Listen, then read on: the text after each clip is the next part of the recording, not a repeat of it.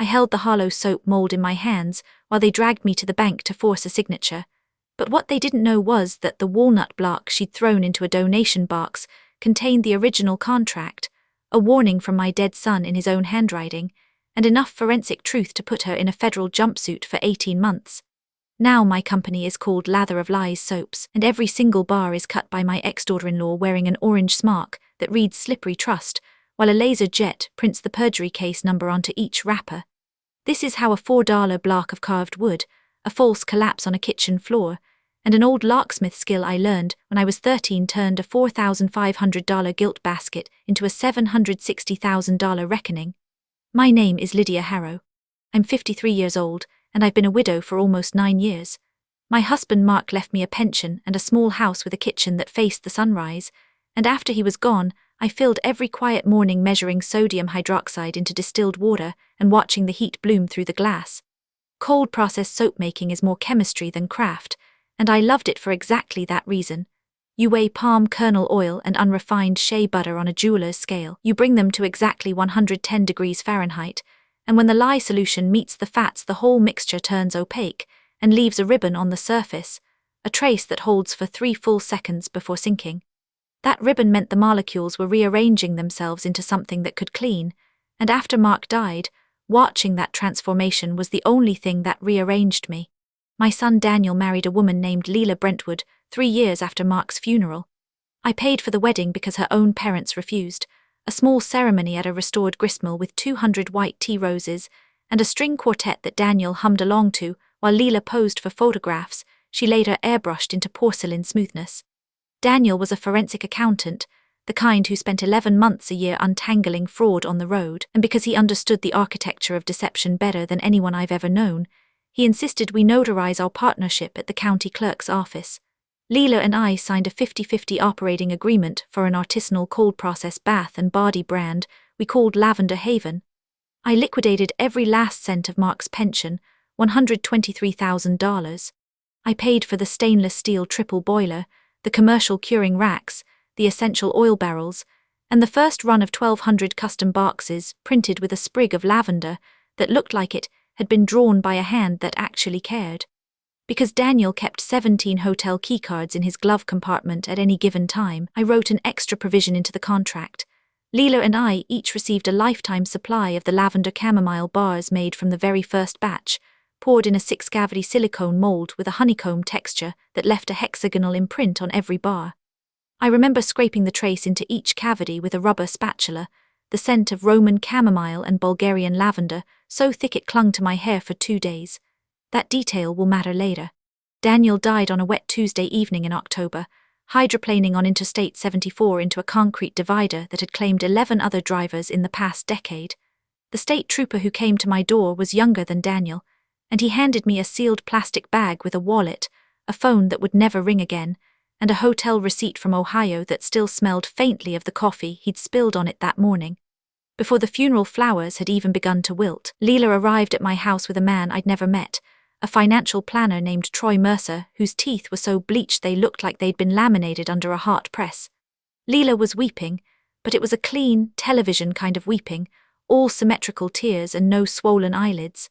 She hugged me with one arm and used the other to gesture at my living room, saying, "We need to get you organized, Mama Lydia," a name she had never once used while my son was alive.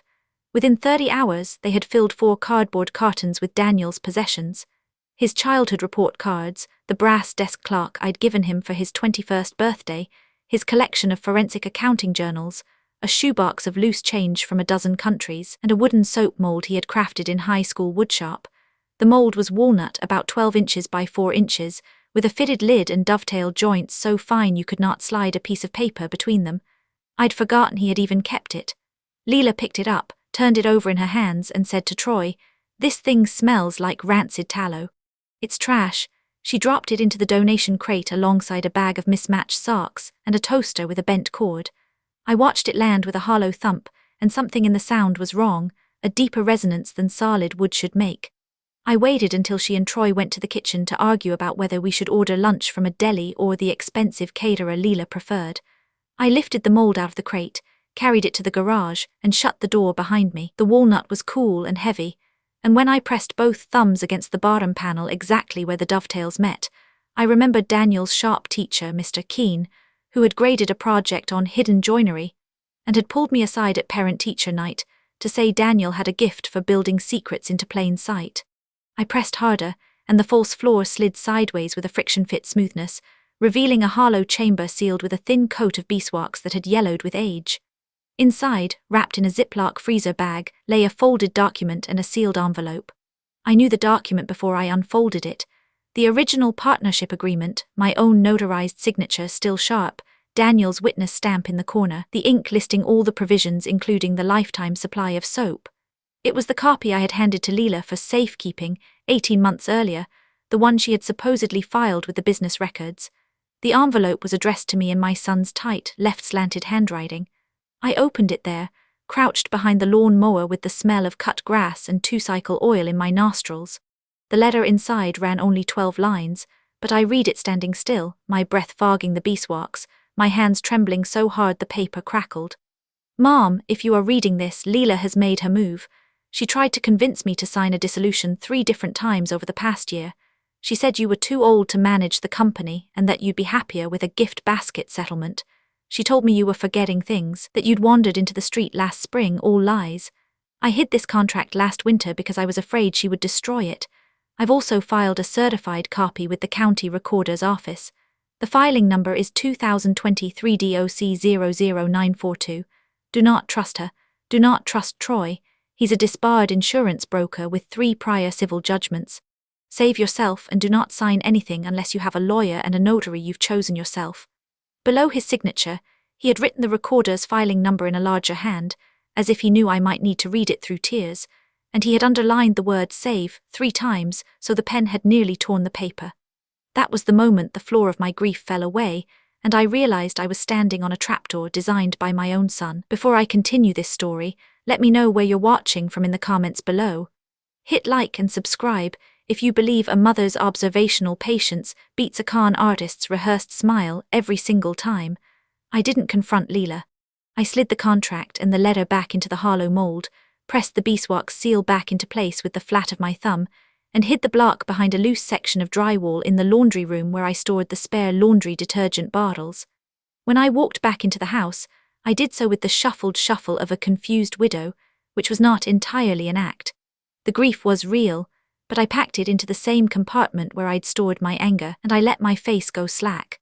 That evening, Leela sat me at my own dining table across from Troy, who had a leather portfolio and a Montblanc pen he kept clicking in a way that was meant to convey authority, but only conveyed impatience. They had printed a stack of documents and spread them like a gentle menu, a durable power of attorney, a mutual dissolution of the Lavender Haven partnership, a waiver of my right to any intellectual property developed during the business's operating period, listing every formula by batch number, including the lavender chamomile I had developed alone in my kitchen while Leela was at a nail salon. A document titled Release of All Claims, with 11 separate subclauses. Troy walked me through each one, explaining that they were standard, that he was just here to help, and that my signature would put all this business stress behind us forever. Leela's voice was honeyed, the same tone she'd used when she convinced Daniel to buy her the BMW she wanted. Lydia, you've been through so much. Let us take this burden off your shoulders. I promise you'll be taken care of, just like Dan would have wanted. Then Troy slid a glossy card across the table. It was a digital rendering of a gift hamper overflowing with organic teas, cashmere socks, a beeswax candle, and a row of my own lavender chamomile soap bars, the ones with the honeycomb imprint. Think of it as a thank you bonus for all the years you put in, he said. $4,500 of curated comfort. The waiver already had a signature line filled in, a wobbly mimic of my cursive, the loop on the capital L of Lydia trailing too far to the right, clearly traced from something they had scanned, maybe the original partnership agreement before they destroyed it. I stared at the forgery for a long time, letting my lip tremble, and I said I needed a few days to understand what it all meant. Troy's sigh was too quick, a release of air he had been holding in anticipation of a different answer. Leela patted my hand and said, "Of course, Mama Lydia. We'll give you all the time you need." She squeezed my fingers in a way that was meant to feel maternal but felt like a leash. 3 days later they moved me into the guest cottage behind their house on Sycamore Lane, a single-room studio with a kitchenette, and a bathroom that smelled like the plug-in air fresheners Leela favored, a synthetic vanilla that coated the inside of my nose. Ostensibly, it was so Leela could cook for me and keep me from being alone. In reality, my car keys disappeared into a locked drawer in the main house, my mail was rerouted to a post office box I could not access, and the phone in the cottage had its outbound calling restricted to 911 and Leela's cell number. Troy installed a security camera over the cottage door for your safety, but the wide-angle lens pointed at the main house as much as it pointed at me, and I noticed its red recording light stayed on even when I stood still, watching me watch it. I played the part I needed to play. I napped at odd hours, waking at 2 in the afternoon and shuffling into the kitchen to make toast I forgot to eat. I misplaced my reading glasses constantly, leaving them on top of the refrigerator or in the bathroom cabinet behind the mouthwash. I wandered into rooms as if I had forgotten why I had entered, and once when Leela was in the living room I stood in the doorway for 40 seconds just staring at a lamp, and she watched me with a narrowed gaze before smiling and saying, "Tired today, Lydia?" I answered with a vague nod and asked if we had any tea. She gave me a cup of chamomile, and I noted that she used a bag from a store-bought box, not the loose chamomile I used in the soap. Once I had established that I was a harmless, foggy old woman, I became an amateur surveillance operation inside their own house. I padded around during the early morning hours, usually between 4:30 and 6, when Troy and Leela were still in their upstairs bedroom, and the house was silent except for the hum of the refrigerator compressor. I catalogued everything I laid eyes on. The shredder bin in the home office was always overflowing, confetti-cut strips that glinted in the light from the window. A yellow post-it note on the stainless steel refrigerator read, "Pure Glow Call 2 p.m. in Leela's loopy handwriting, with a phone number with a San Francisco area code." I found Troy's burner phone on the third morning, tucked inside a hollowed-out hardbound dictionary on the bookshelf in their den. The phone was a cheap prepaid Alcatel, and when I powered it on briefly, the screen showed a cascade of encrypted messages from an app called Signal, the contact names all generic initials. Pure Glow Organics, I recalled, was a clean beauty chain with more than 200 storefronts operating from California to Massachusetts. I had read in an industry newsletter 4 months earlier that they were looking to acquire 3 to 5 indie brands to compete with the luxury bath market, and they had specifically mentioned cold-process bar soaps with authentic farmhouse origin stories. Then I began to listen. Leela's cell phone rang while she was in the shower one morning, the water running loud enough that she couldn't hear me pause outside the bathroom door. I caught the frantic, water-muffled half of her conversation. "The inventory transfer can't happen until we liquidate the partnership legally. I told you the old lady won't sign yet. The notary is ready, we just need a signature we can pass. No, Troy has the stamp already, it's a replica. No, no one checked. Who checks notary stamps in a business this size?"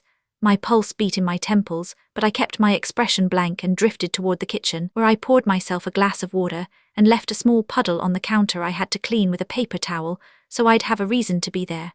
Later that same week, I was in the laundry room sorting towels when I heard Troy in the garage, his voice low and furious through the thin drywall. "No, the offshore account isn't seeded yet.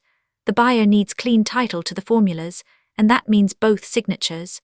I don't care what you have to do, just freeze the retail account and move the operating funds to the Barbados shell. The earnest money is sitting in the credit union account, but we can't touch it until she signs. She's half senile, it shouldn't be this hard."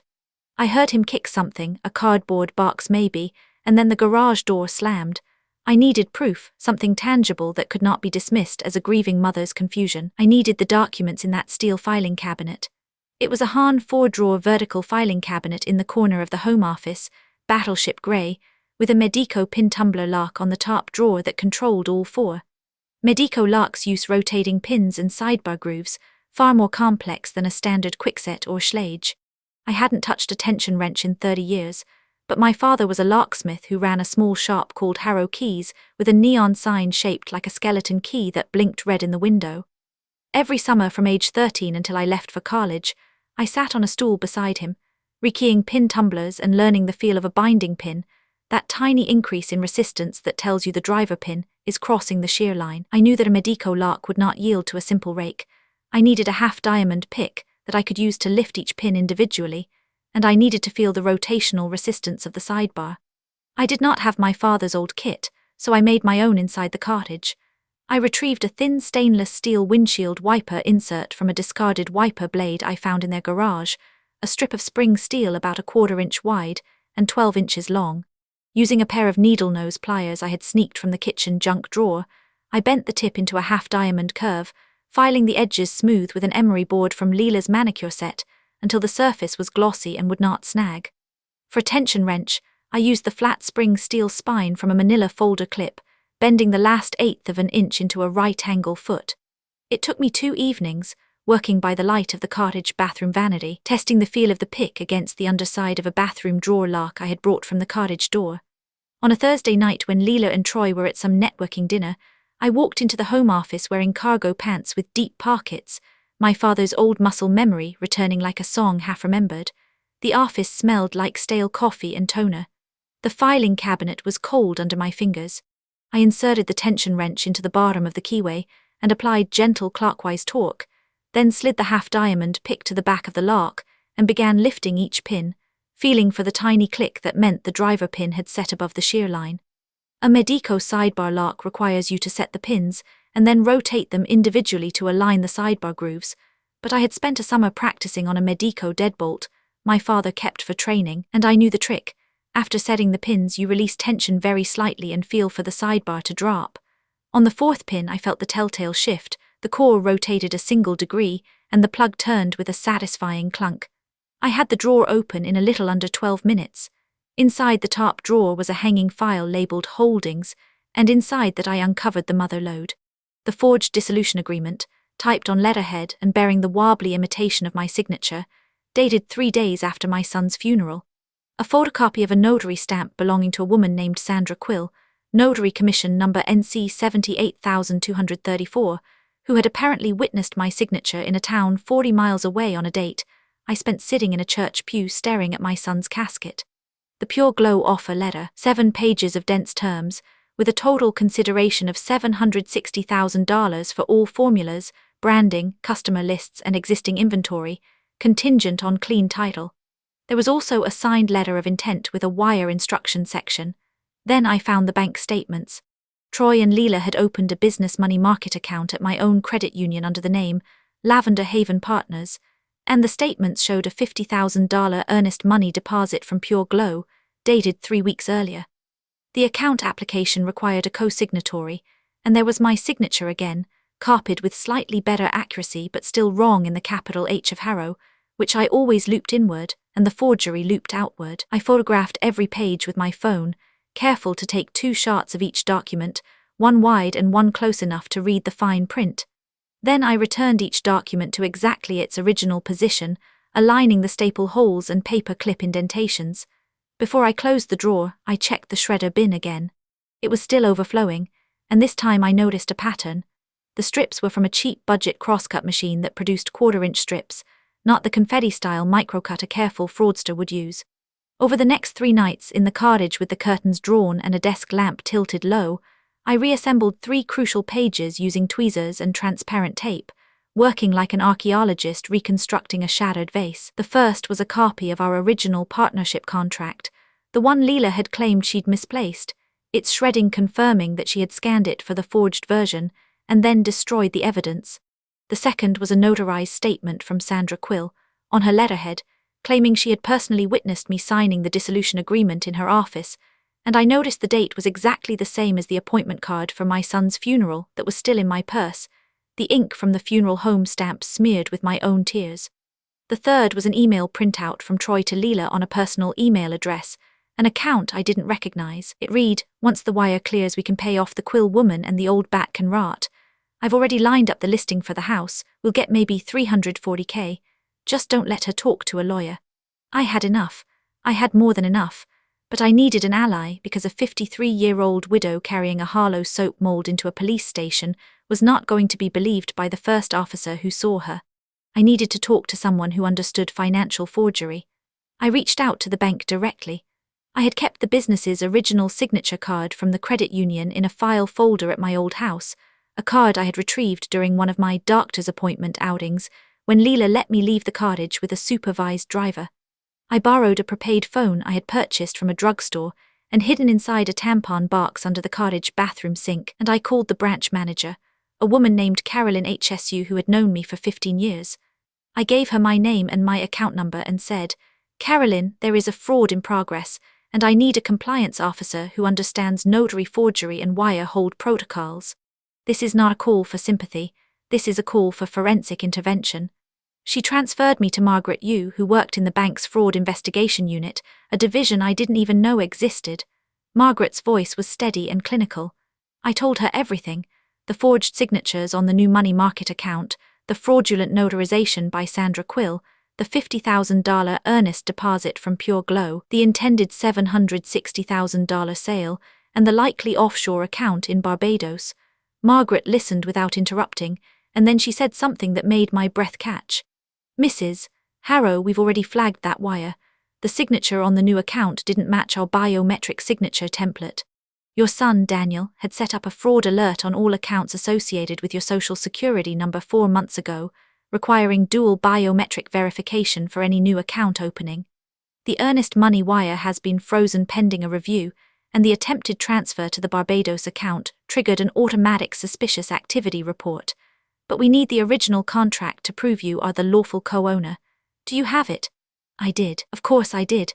I told her I would bring it, but I also told her I wanted to meet with someone who could make sure Leela and Troy did not simply walk away. Margaret arranged a meeting for the following morning at the credit union's regional office. When I arrived, she was not alone. 2 FBI special agents from the Financial Crimes Division were seated in a small conference room with a whiteboard covered in arrows and account numbers. One of them was a woman named Agent Kessler, who wore a pantsuit and had the same no-nonsense stare as my high school geometry teacher. I handed them the original contract, the reassembled shredded documents, the photographs from the filing cabinet, and the letter from Daniel. I also gave them the filing number from the county recorder's office, 2023-00942, which Margaret's associate confirmed was still on file and would serve as a legal backup. I learned then that Daniel had not just hidden the paper copy.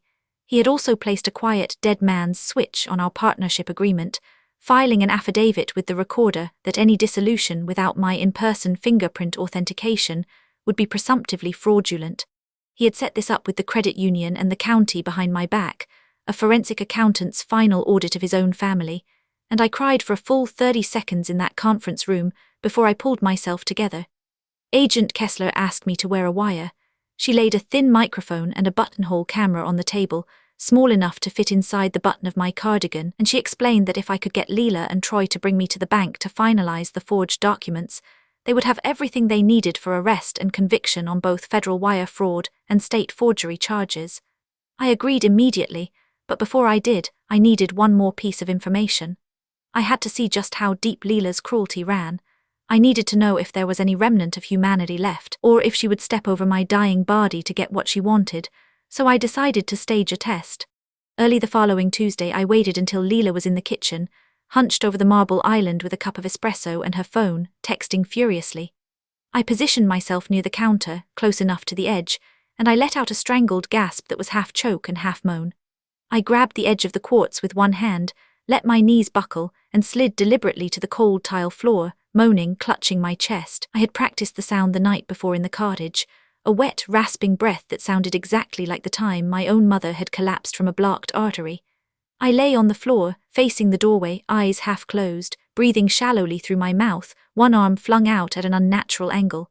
Leela turned. I could see her shoes, beige patent leather flats, pivot toward me. She stood motionless for what felt like a full minute, her phone still in her hand, the screen glowing. The expression on her face was not surprise, not alarm, not even hesitation. It was the blank, assessing stare of a woman weighing how much this complication was going to cost her. Then she stepped over my body, careful to lift her foot so the flat of her shoe didn't touch my outstretched arm, and she picked up the manila envelope with the forged dissolution agreement from the counter. I heard her voice from the hallway, perfectly level. "Troy, get the car. The old bat collapsed, but we have the documents we need. If she's dead, the will leaves everything to us anyway. Just move." I lay there until I heard the garage door roll shut behind their Lexus. Then I got up, dusted off my slacks, and felt the last filament of familial obligation inside me sever with the neat finality of a scissor cut through linen. I went back to the cottage, activated the wire as Agent Kessler had showed me, and waited. The confrontation happened 2 days later, on a Friday afternoon that smelled like rain. Leela and Troy drove me to the same credit union branch, telling me we were finalizing the business paperwork for your peace of mind, and that a nice notary was waiting to walk us through everything. I sat in the back seat with my purse on my lap, my cardigan buttoned over the wire, my heart beating so hard I was sure they could see it through the fabric. In the glass-walled account manager's office, Leela arranged a fresh set of documents on the polished walnut table.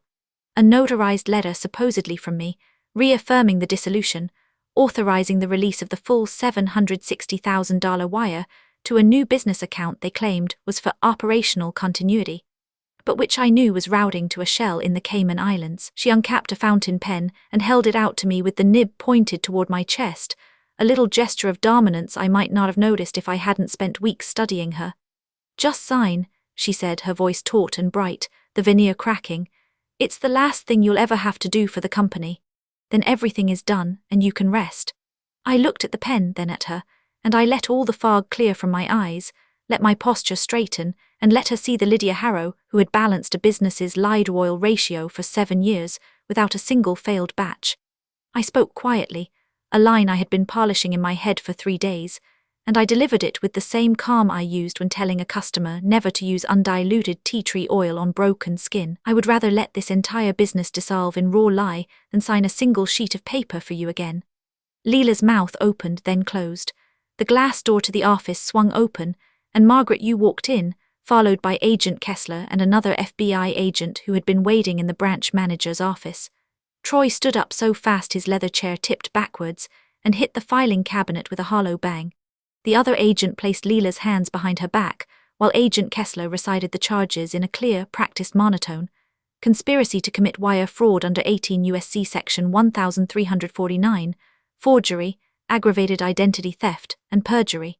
The forged notary stamp fell out of Troy's briefcase when they searched it, along with 3 burner phones and a cashier's check for $25,000 made out to Sandra Quill. Leela began to sob, the same clean, symmetrical television weeping, and when they led her out in handcuffs, she looked back at me with an expression I could not read, a mixture of fury and confusion, as if she genuinely could not understand how a woman she had dismissed as a forgetful widow had built a trap more intricate than the one she was walking out of. The aftermath unspooled over 10 months, a slow and meticulous reckoning. The FBI's forensic accounting team discovered that Troy and Leela had been running a parallel scheme to inflate Lavender Haven's inventory valuation using fake purchase orders from shell companies they controlled, hoping to sell the brand at an inflated multiple and then disappear with the proceeds. The notary, Sandra Quill, confessed to accepting a $2,000 bribe in exchange for her stamp and signature, and the State Notary Commission revoked her certification and referred her for criminal prosecution. Pure Glow Organics withdrew its original purchase offer after learning of the fraud, but their chief brand officer called me personally 3 weeks later to say they had reviewed the formulas my son had secured, and they recognized that the core intellectual property, the 4 hero blends including the lavender chamomile, were developed solely by me before Leela's involvement. They offered to negotiate a licensing agreement directly with me. I hired a lawyer using a small portion of the frozen funds the court released to me, and we structured a deal that paid an annual royalty of $72,000, with a 10-year term and an option to renew. That income allowed me to buy out Leela's original 50% ownership interest for exactly $1, a provision Daniel had quietly inserted into our partnership agreement under a moral turpitude clause that triggered upon conviction for a felony related to the business. He had written that clause while sitting at my kitchen table eating a grilled cheese sandwich, and he had never told me. Leela was convicted of 3 federal felonies and sentenced to 18 months in a minimum security facility, plus 300 hours of community service. The judge, a woman named Honorable Caroline Desai, added a creative sentencing provision I will never forget. Because the criminal act involved the exploitation of a family business and the abuse of a familial trust, the community service had to be performed under conditions that directly reflected the offense and served as a public acknowledgement of the harm. I proposed during my victim impact statement that Leela could serve her hours in the soap production facility I was building, and the court approved it. The order specified that her work had to be manual, monotonous, and performed in view of any employee or visitor who cared to watch. I rebranded the company as Lather of Lies Soaps. I found a small industrial space in a repurposed textile mill, installed 3 20-quart stainless steel melters, a dual-barrel soap extruder, and a wire cutter that could slice a 100-pound loaf into precisely 4-ounce bars every 4 seconds. I commissioned a uniform for Leela, an orange cotton smock, the color of a prison jumpsuit, with the words Slippery Trust embroidered in black block letters across the shoulder blades. Every weekday at 7 in the morning, she clocks in using a biometric fingerprint scanner that I know records her identity with absolute certainty, ties her hair back under a mesh net, and stands at the cutting station. The job is to lift the cured loaves, still warm from the exothermic saponification, and guide them through the wire cutter, one slice after another, stacking the finished bars on drying racks that fill a 1,200-square-foot room. Her hands are perpetually dry from the residual lye, and she smells constantly of lemongrass and rosemary, and the faint, inescapable scent of accountability. Every finished bar is wrapped in recycled craft paper printed with a QR code. A customer scanning that code is taken to a public-facing federal docket page that displays the case number, the list of charges, the indictment summary, and Leela's sentencing documents. The perjury docket number, 424CR00183, is laser engraved on the side of each box in a font size that matches the ingredients list, because I wanted the truth to be as visible as the organic chamomile extract. On the brand's website, there is an about page that tells exactly where the money went, and we sell a gift basket now called the Slippery Trust Sampler, which includes a bar of the original lavender chamomile, a bar of a new charcoal mint blend, and a booklet that explains in plain language how to check a notary's commission number online before you sign anything. A month after Leela began her community service, on what would have been Daniel's 32nd birthday, I walked to the county recorder's office and pulled the backup copy of our original agreement, still filed under 2023 DOC 00942, the number he had written so carefully. The clerk printed a certified duplicate on watermarked paper, and I drove to the mill and hung it in a frame on the wall above my desk, next to the hollow soap mold. Sometimes I take the mold down and run my thumb over the beeswax seal, and I remember the weight of it in the garage, the way the false floor slid open as if it had been waiting for me. The warning Daniel wrote, those 12 lines, I had etched onto a brass plaque mounted beside the loading dock door, so every employee who walks past can read it. Save yourself. The old gift basket, the $4,500 hamper that was supposed to be my consolation prize, I donated to a women's shelter because no one should ever be bought off in their own grief. I kept only the laminated card, which I now use as a coaster for my tea mug every morning, because it reminds me that some people will try to wrap a threat in cashmere socks and organic tea, and it is your job to notice the frayed edge. Have you ever discovered a dark secret about someone you trusted completely? How did you handle it? I handled mine by learning that love had already left a paper trail long before it said goodbye. If a silent fraud investigator, a hollow block of walnut, and a pension worth more than a signature ever saved you something precious, hit that subscribe button and ring the bell. I'm Lydia, and I'll be here, cutting bar number 141 on a humid Tuesday, while a woman in an orange smock learns exactly what happens when you bet against a mother who remembers how to pick a Medico lock, read a forensic ledger, and let her son's quiet engineering do the talking from beyond the grave.